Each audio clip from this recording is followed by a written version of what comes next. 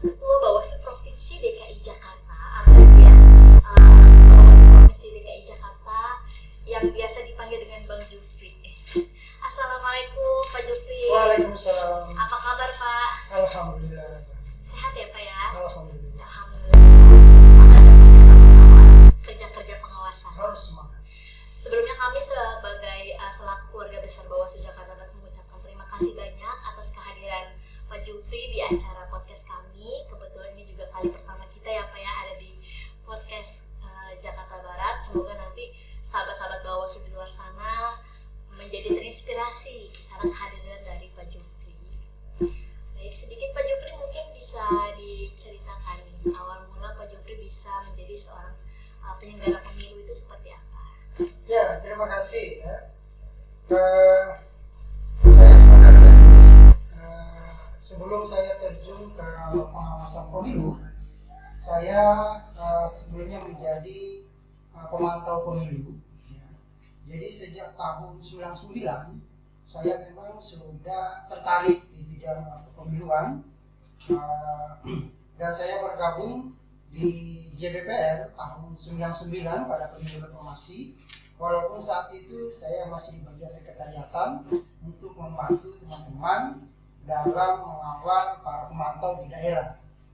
Nah, ketika itu menjelang pemilu tahun 2004, saya diminta oleh teman-teman JBPR nasional dan provinsi untuk bergabung menjadi koordinator kecamatan pemantauan pemilu.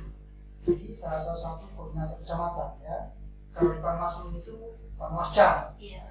Nah, di situ saya akan melakukan pemantauan di salah satu kecamatan di Sulawesi Selatan untuk memantau jalannya proses pemilu di tahun 2004. Nah, setelah pemilu 2004 selesai, kemudian saya diminta lagi teman-teman untuk bergabung di provinsi, ya, JBPR provinsi untuk mengawal persiapan pemilihan kepala daerah pertama kali pada tahun 2005.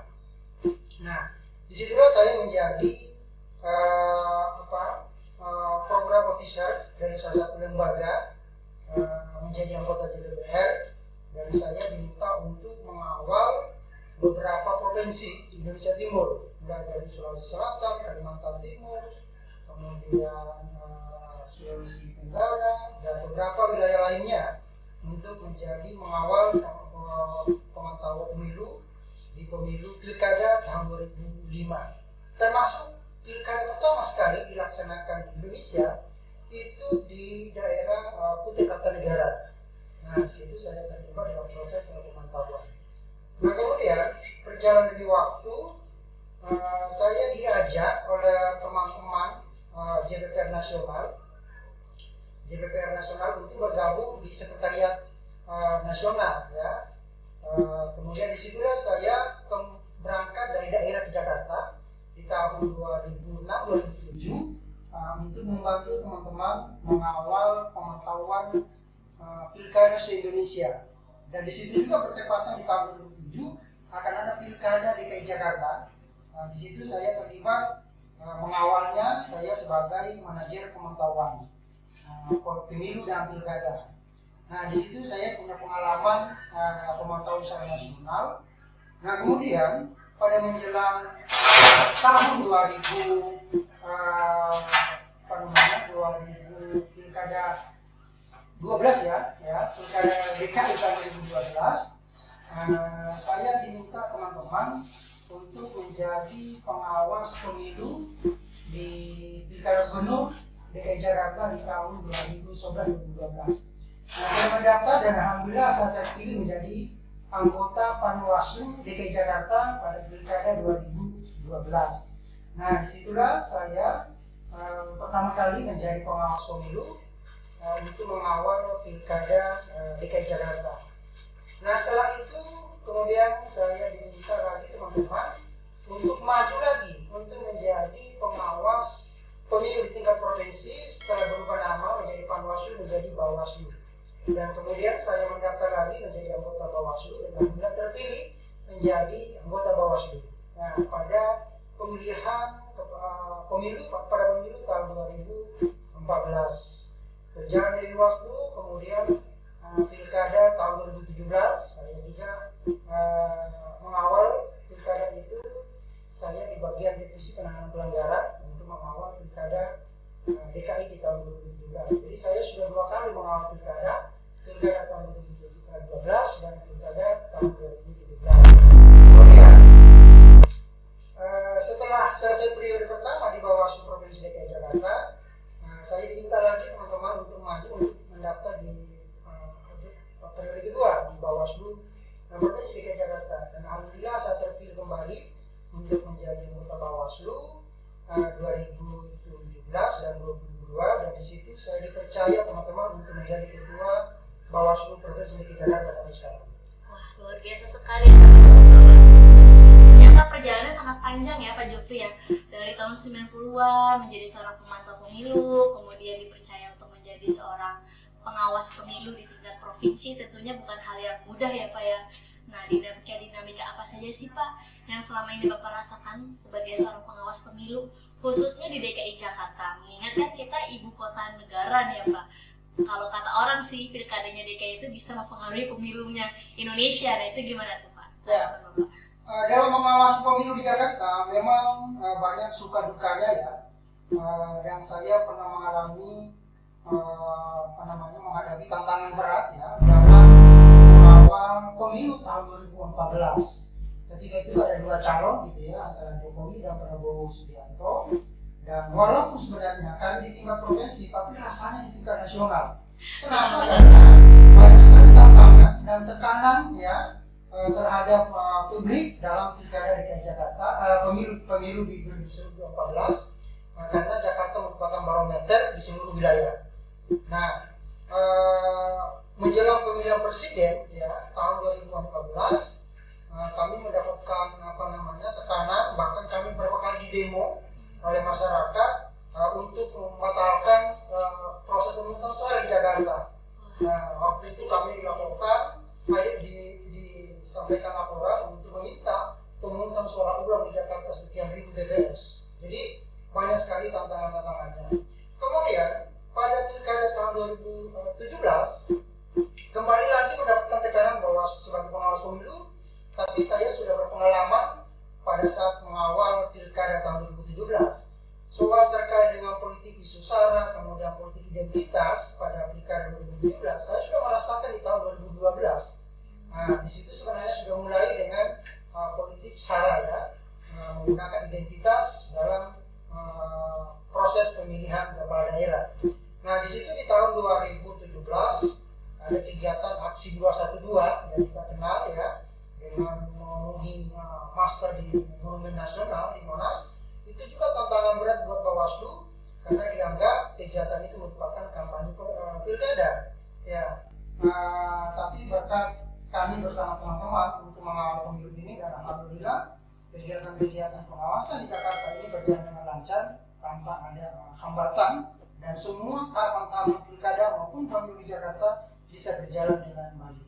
Dan saya sebenarnya punya tantangan berat ya, dan godaan-godaan pada saat baik pilkada, pemilu maupun pilkada.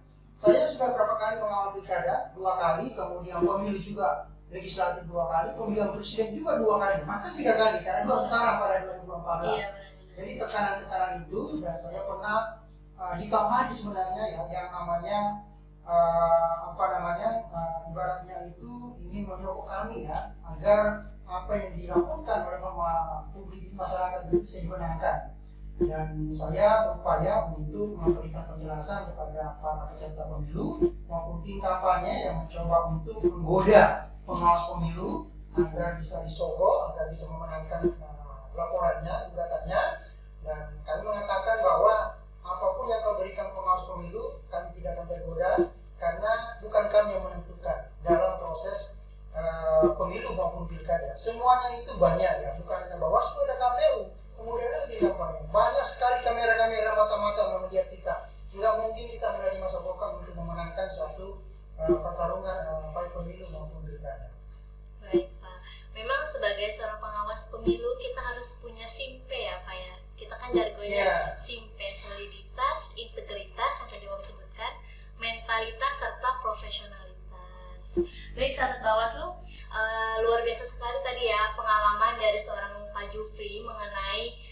bagaimana cara beliau dalam mengawasi pilkada maupun pemilihan umum dari tahun ke tahun.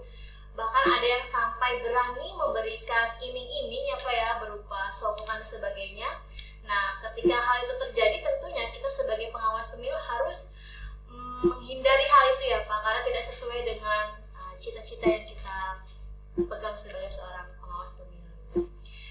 Kemudian nih Pak, ada lagi pertanyaan. Biasanya sahabat-sahabat Bawaslu ingin tahu bagaimana dukungan dari keluarga, terutama keluarga dari seorang ketua Bawaslu Provinsi DKI Jakarta, yang mana pastinya selalu bekerja di luar jam kerja ya Pak. Bahkan kadang kalau pemilu kita maksimalkan selalu di kantor, seperti itu. Bagaimana Pak? Ya, memang kan ya, waktu yang dibutuhkan pengawas pemilu digunakan itu 24 jam ya dalam mengawasi pemilu. Bukan hanya siang hari, tapi malam hari pun kita gunakan. Saya punya pengalaman pada pemilu 2014 ya, karena banyak tekanan ketika itu, dan laporan yang disampaikan kepada Bawaslu itu sangat banyak sekali. Dan kebetulan waktu itu pada pilkada pemilu tahun 2014, saya di bagian penanganan pelanggaran, dan begitu banyak laporan yang kami terima, dan kami juga akan menyelesaikan laporan itu dengan waktu singkat. Kalau dulu kan penanganan pelanggaran itu cuma 5 hari, maka dengan banyaknya laporan itu, maka saya terkadang melakukan klarifikasi, melakukan kajian sampai itu pukul 3 malam ya, dini hari ya, sampai subuh. Dan dulu waktu pemilu tahun 2014, karena kebetulan itu bersamaan dengan pada bulan puasa, saya sering sahur di kantor ya, karena kita melakukan klarifikasi itu sampai jam 1 malam, kemudian melakukan kajian karena laporan pelanggaran itu harus segera diputus. Setelah itu kami rapat pleno dan memutuskan. Setelah itu kami akan menyampaikan kepada publik. Jadi terkadang pada waktu-waktu tertentu kami akan sampai 24 jam. Dan saya sering melakukan makan sahur di kantor ya, dan begitu juga pada siang hari melakukan pengawasan sampai sore hari, dan kami juga buka puasa ya di kantor. Di jalan, ya. ataupun di kantor ya Pak. Makanya waktu itu saya dulu pada saat pilkada pemilu tahun 2014, pilkada tahun 2017 menjelang bulan puasa itu, saya ini sebagai orang muslim kan biasanya dalam bulan Ramadan itu kan banyak membaca Al-Quran. Iya benar. Tetapi pada menjelang pilkada pada saat itu kami lebih banyak membaca undang-undang. Ya.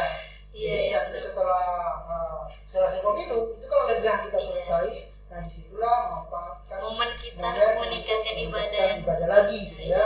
Karena pada tahapan pemilu yang pilkada itu banyak terlewatkan. Iya benar. Momen ibadah itu. Iya. Wah, berarti memang harus pintar-pintar mencari waktu luang, kemudian mengisinya juga dengan hal yang bermanfaat juga ya Pak. Dan keluarga sebenarnya tuh saya sangat mendukung sekali ya. Karena memang pada saat pertama dilantik menjadi anggota Bawaslu, saya sampaikan kepada keluarga bahwa janganlah tanyakan saya berangkat kepada siapa, karena intinya saya bersama rakyat untuk mengawasi pemilu. Masya Allah. Bersama rakyat awasi pemilu, bersama Bawaslu tegakkan keadilan pemilu ya Pak ya. Baik. Kan ke depan lagi nih akan ada pemilu 2024 yang rencananya akan serentak juga dengan pilkada ya Pak kalau di DKI Jakarta. Nah, menurut Pak Jufri sendiri, bagaimana tantangan dari wilayah DKI Jakarta ya, sebagai yang tadi disebutkan barometer ke seluruh Indonesia, bagaimana langkah strategis dari Bawaslu Provinsi DKI Jakarta dalam menghadapi pemilu 2024 dan pilkada 2024? Ya, memang tantangan buat penyelenggara pemilu ya pada pemilu 2024 yang akan datang. Kenapa? Karena tahun itu akan hampir bersamaan tahapan pemilu antara pemilu dan pilkada. Ya, berdasarkan pengalaman pada pemilu tahun 2019, pemilu 2019 itu memang merupakan pemilu yang berat bagi penyelenggara pemilu, karena di situ diberbarengan antara pemilu legislatif dan pemilihan presiden. Kalau sebelum-sebelumnya itu kan legislatif dulu, beberapa bulan kemudian baru pemilihan presiden. Tetapi pada pemilu tahun 2019 itu bersamaan. Maka tentu tenaga, pikiran ya yang digunakan oleh penyelenggara pemilu termasuk Bawaslu itu sangat luar biasa. Maka harus menguatkan fisiknya ya, dan mentalnya untuk menghadapi pemilu nanti akan tahun 2024. Karena kita mengetahui bahwa pada pemilu tahun 2019 ya kita menyayangkan banyak sekali penyelenggara pemilu telah korban dalam menyelenggarakan pemilu karena begitu beratnya pada pemilu 2019. Nah, pada pemilu tahun 2024 lebih berat lagi ya. Karena kenapa? Ada dua menurut saya yang tambahan dari pemilu 2019.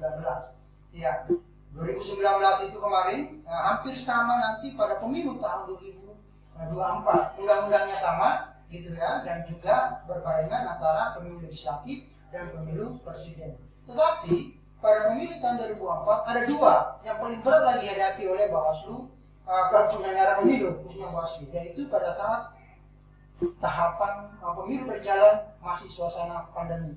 Ini yang kami harus pikirkan, persiapkan matang bagaimana menghadapi pemilu jika tahapan pandemi belum selesai. Ya. Kemudian pada pemilu tahun 2024 juga akan ada penambahan tahapan, yaitu mengawasi tahapan pemilihan kepala daerah yang kemungkinan besar akan beririsan dengan tahapan pemilu. Tahapan pemilu belum selesai, kemudian masuk lagi tahapan pemilihan kepala daerah. Maka disitulah harus pandai-pandailah penyelenggara pemilu untuk mengatur waktu dan tahapannya agar nantinya bisa melaksanakan pengawasan pemilu ya, tahapan pemilu dengan baik. Nah, intinya harus menerima kenyataan ini, tidak bisa lagi kita mengatakan mengeluh ya, karena memang undang-undangnya seperti itu. Loh, kenapa sih kok berbarengan? Itulah undang-undang. Yang perlu kita lakukan adalah bagaimana menata tahapan ini agar memudahkan untuk melakukan tahapan pemilu baik Bawaslu maupun KPU. Khusus Bawaslu ya, kita harus memetakan mana-mana saja yang prioritas kita lakukan dan mana-mana yang perlu kita lakukan nanti di lain waktu gitu, supaya nanti pengawasan tahapan ini bisa berjalan dengan baik. Baik Pak, berarti memang harus mengatur skala prioritas ya dalam setiap tahapan pemilu itu sendiri ya Pak ya, ya. Supaya tidak terkesan saling beriringan gitu ya Pak. Ya. Baik Pak, mungkin bisa sedikit disampaikan pesan dan pesan Bapak kepada sahabat Bawaslu di luar sana. Kemungkinan sahabat Bawaslu di luar sana tertarik nih Pak untuk menjadi bagian dari tim kita nanti di pemilu 2024. Ya, kami sampaikan kepada seluruh masyarakat Indonesia khususnya di Jakarta bahwa pada pelaksanaan pemilu yang akan datang pada pemilu tahun 2024 ya, kami mengharapkan kepada seluruh masyarakat untuk bergabung bersama Bawaslu.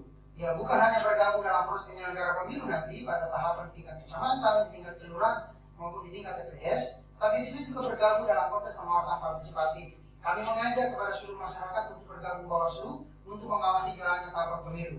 Karena masyarakat kuat ya, maka masyarakat cerdas, masyarakat cerdas dalam menggunakan hak pilihnya dan cerdas untuk melakukan pengawasan, maka tentu pemilu pada tahun 2024, pilkada tahun 2024 akan bisa berkualitas dan menghasilkan pemimpin yang berkualitas memang. Amin. Semoga dengan adanya podcast ini sahabat-sahabat Bawaslu jadi tambah semangat dan juga terinspirasi ya Pak untuk menjadi bagian dari tim kita, kemudian bagian dari kontrol juga terhadap pemilu nanti. Baik sahabat Bawaslu, sekian podcast kali ini. Terima kasih sudah menyaksikan podcast. Jangan lupa untuk like, share, dan komen semua video podcast Bawaslu Jakarta Barat dan sosial media Bawaslu